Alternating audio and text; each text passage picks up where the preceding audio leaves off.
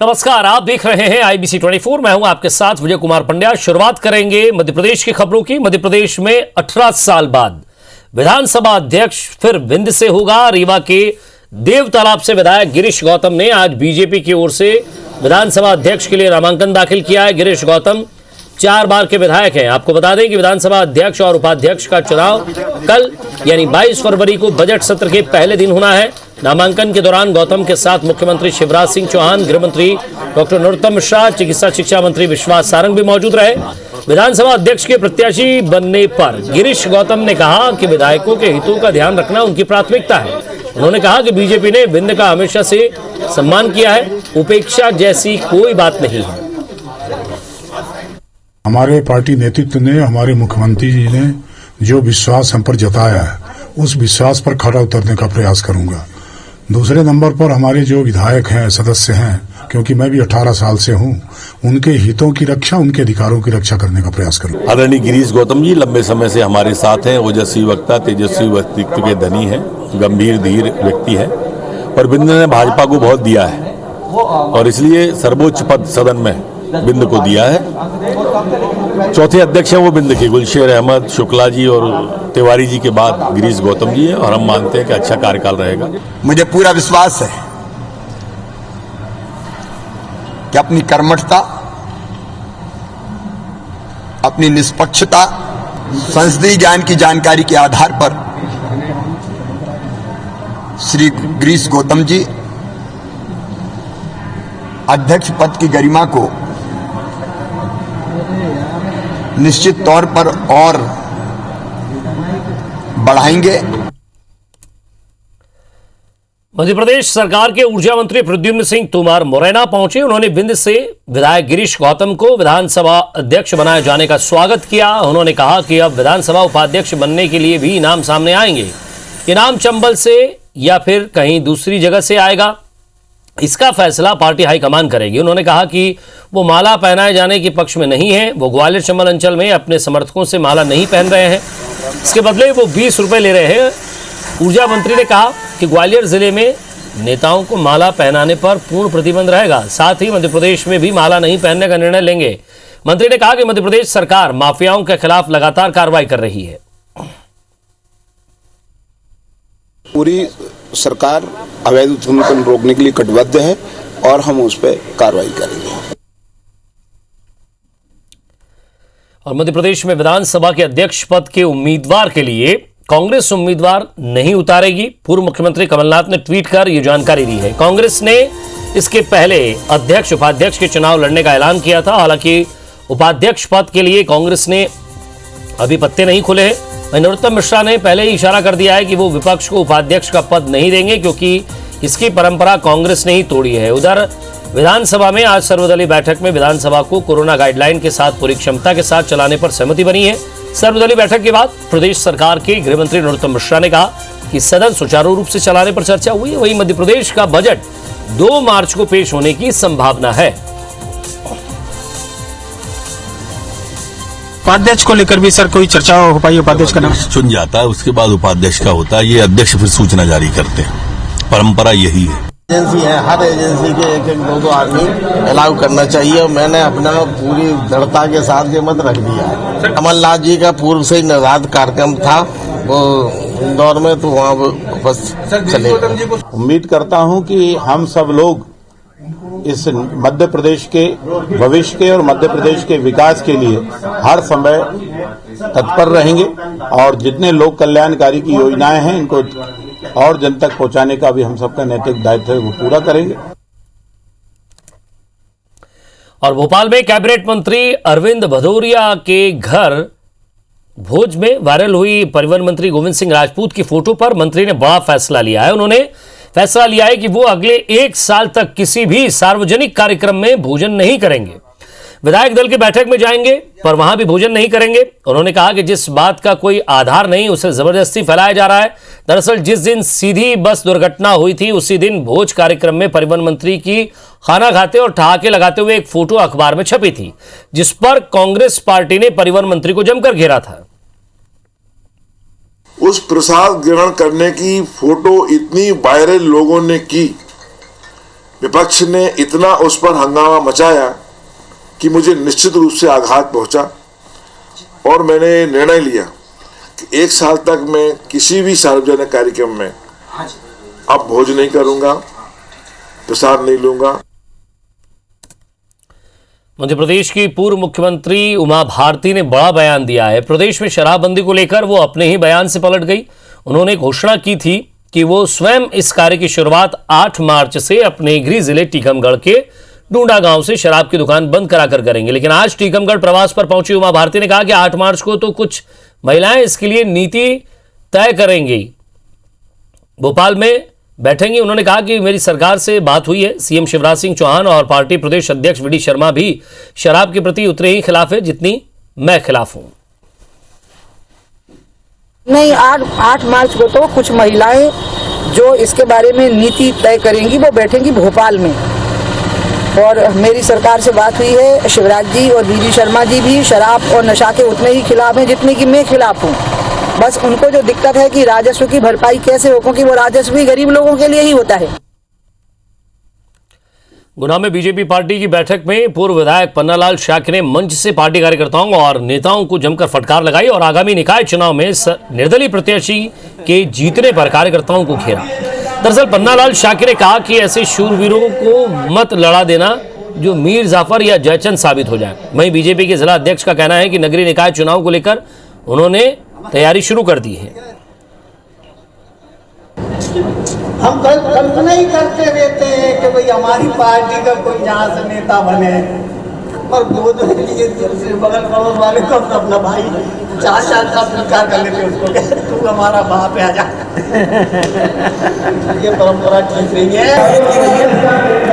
और इस बैठक में हमने दोनों शहर के मंडलों के पदाधिकारी, मंडल की कारखानियों को बुलाया है, जिससे कि संगठन विस्तार में और आगे नगर पालिका, नगर पंचायत के चुनाव आने वाले हैं, इन सब में हम सामूहिक मिलकर इन कैसे विजय प्राप्त कर सकते हैं उसकी रणनीति बनाएंगे। मध्य प्रदेश कांग्रेस अध्यक्ष कमलनाथ के इंदौर प्रवास के दौरान बड़ा हादसा होने से टल गया है। दरअसल कमलनाथ पूर्व मंत्री रामेश्वर पटेल का कुशलक्षेम जानने के लिए डीएनएस अस्पताल पहुंचे थे।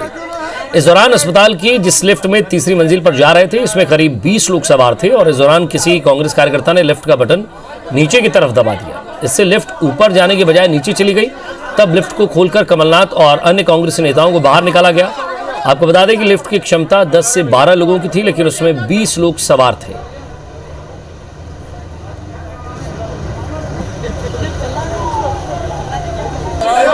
क्या हुआ था, काफी लोग एक साथ चढ़ गए थे तो लिफ्ट 2 फीट 1.5 फीट दब गई थी। दबते ही फिर उनको हाथों हाथ वो खुद ही निकल के सीधे वो खुद माननीय कमलनाथ जी, पूर्व मुख्यमंत्री जी और प्रदेश अध्यक्ष जी, वो सीधे ऊपर मैंने पैदल ही चढ़ के तीसरी मंजिल तक आए। और इंदौर में कार्यकर्ता सम्मेलन में पहुंचे प्रदेश कांग्रेस अध्यक्ष कमलनाथ ने मीडिया से बात करते हुए कहा कि नगरीय निकाय चुनाव को लेकर जो कहा कि प्रत्याशी जिताऊ होगा और जिसे स्थानीय संगठन की पसंद होगी उसे ही टिकट दिया जाएगा। उन्होंने कहा कि 2018 में जब कांग्रेस की सरकार बनी थी तो बीजेपी ने विधानसभा अध्यक्ष चुनाव की परंपरा खराब कर दी थी। नए कृषि कानूनों पर कमलनाथ ने कहा कि केंद्र सरकार के कृषि कानून से किसानों को नुकसान होगा। इसके अलावा उन्होंने कहा कि माफिया अभियान के नाम पर कांग्रेस के लोगों को टारगेट किया जा रहा है। कमलनाथ ने कहा कि बीजेपी ने पिछले कुछ सालों में राजनीति में सौदे की राजनीति शुरू की है, जो ठीक नहीं है।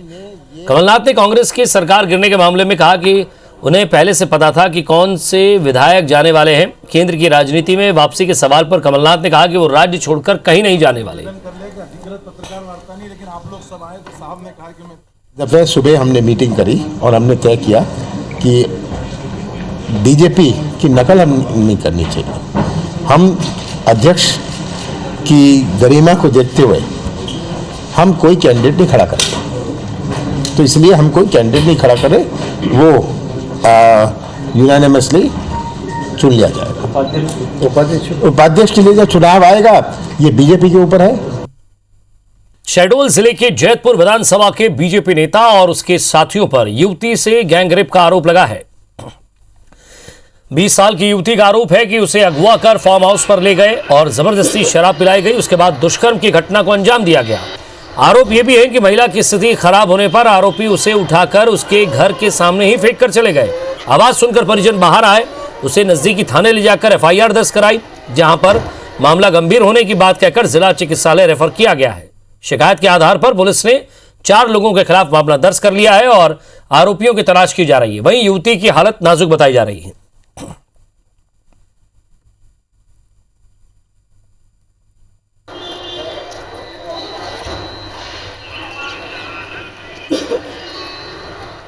में बताया है कि उसके साथ में 4 लोगों ने गलत हरकत करी है और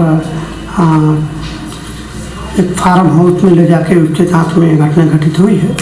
इस पर से थाना जैतपुर में अपराध पंजीबद्ध किया गया है और महिला की रिपोर्ट पर थाना जैतपुर उसमें विवेचना कर रहे हैं।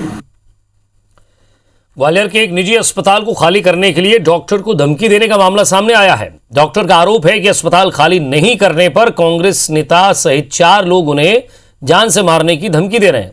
उन्हें अस्पताल में ही मारने की कोशिश भी की गई। किसी तरह कमरे में घुसकर अपनी जान बचाई है।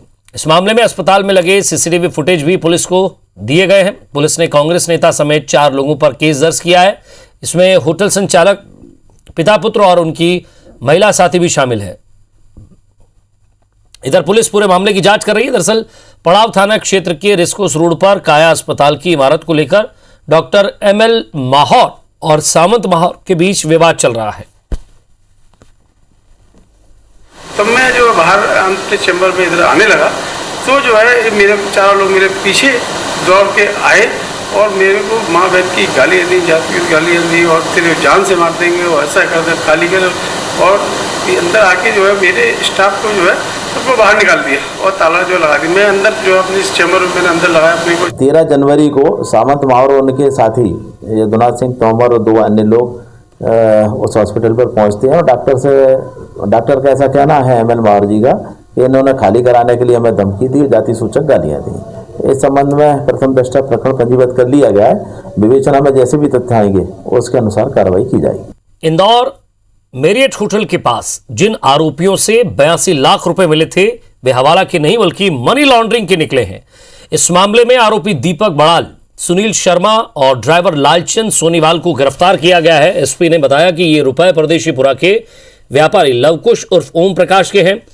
आरोपियों ने बैंक में इन रुपयों के आधे यानी कि 42 लाख के करीब अपने खाते में डलवाकर RTGS कर किसी अन्य व्यापारी को उसके खाते में एंट्री दिखाकर ट्रांसफर कराया। फिर उनसे नकदी लेकर व्यापारी लवकुश को देने जा रहे थे। फिलहाल मिले रुपए को जब्त कर इनकम टैक्स विभाग को सूचना दे दी गई है। अधिकारी के मुताबिक हाट पिपलिया और खाते गांव में कई व्यापारी ऐसे हैं जो प्रतिदिन करोड़ों का ट्रांजैक्शन करते हैं। RTGS की दिखावटी एंट्री करके वे रुपयों को कैश ले जाते हैं। बजाय के कुछ कुल मिलाकर के ब्लैक मनी को व्हाइट बनाने का मामला ज़्यादा समझ में आता है। बाकी इसमें पुलिस ने जो पैसा है वो 102 पुलिस एक्ट में जब्त किया है और जो संबंधित डिपार्टमेंट है उसको सूचना भेजी है। अब इसमें जो अग्रिम कार्रवाई है वो डिपार्टमेंट में प्रारंभिक रूप से मनी लॉन्ड्रिंग का मामला। हाँ। कटनी जिले के विजय राघवगढ़ के कमौर में ACC प्लांट में फ्लाई ऐश डंपिंग से लोगों को परेशानियों का सामना करना पड़ रहा है। खुले में फ्लाई ऐश की डंपिंग से प्रदूषण फैल रहा है। वहीं स्थानीय लोगों का आरोप है कि निजी रेलवे साइडिंग की शह पर ACC कंपनी ट्रेन की खुली बोगियों में फ्लाई ऐश डंप कर रही है, जिससे लोगों का जीना मुहाल हो गया है। ऐसे में अधिकारियों से की गई शिकायत का भी असर नहीं दिख रहा है। वहीं बारिश होने पर फ्लाई ऐश का पानी खेतों में पहुंचकर फसलों को नुकसान पहुंचा रहा है तो घरों में गंदगी फैल रही है। खुले में उड़कर राहगीरों की आंखों में जा रहा है, जो दुर्घटनाओं का कारण भी बन रहा है। इस मामले में SDM ने कहा है कि इस संबंध में शिकायत मिली है, जांच कराकर कार्रवाई की जाएगी।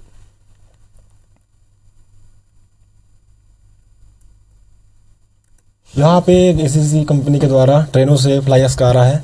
इसमें लोगों को परेशानी हो रही है, डस्ट उड़ रही है, लोगों के घर में डस्ट जा रही है, इससे लोगों को सांस लेने में प्रॉब्लम हो रही है, लोग कैंसर से पीड़ित हो रहे हैं। टैंकर से आता है वो फुली टाइट होता है। और जहाँ तक ट्रेन रैक की बात है, ट्रेन रैक में पहली बार हमने ट्रायल बेस से मंगाया है, ये देखने के लिए कि वायबिलिटी उसकी कितनी है, क्या उसको भविष्य में मंगा सकते हैं कि नहीं मंगा सकते हैं। और वो भी जब ट्रेन से मंगाया तो हमने सारे प्रिकॉशंस को पूरा किया। जनता को सुनिश्चित कराया जाएगा कि उससे किसी भी व्यक्ति विशेष को हानि ना हो। और चूंकि यह ट्रायल प्रोग्राम है तो भविष्य में प्रदूषण विभाग इस चीज़ पर ध्यान रखेगा कि कैमोर और उसके आसपास के एरिया जो है वो उससे कुछ प्रभावित ना हो।